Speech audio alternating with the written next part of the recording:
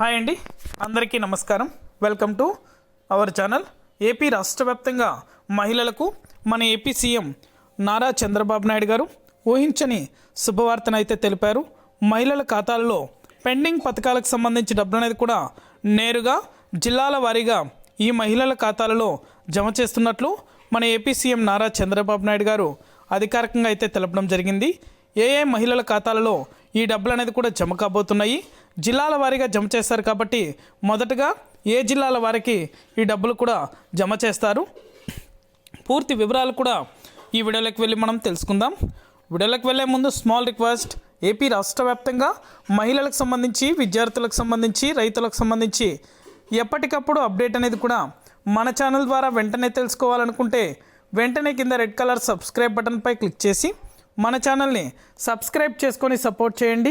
అదేవిధంగా మీ friends and ఫ్యామిలీకి కూడా మన వీడియోని అయితే షేర్ చేయండి, వారు కూడా మరింత ఇన్ఫర్మేషన్ అయితే తెలుసుకోగలుగుతారు. ఇక ఏమాత్రం ఆలస్యం చేయకుండా వీడియోలోకి అయితే వెళ్ళిపోదాం. ఏపీ రాష్ట్ర వ్యాప్తంగా మహిళలకు మన ఏపీ సీఎం నారా చంద్రబాబు నాయుడు గారు అదిరిపోయే శుభవార్తను అయితే తెలిపారు.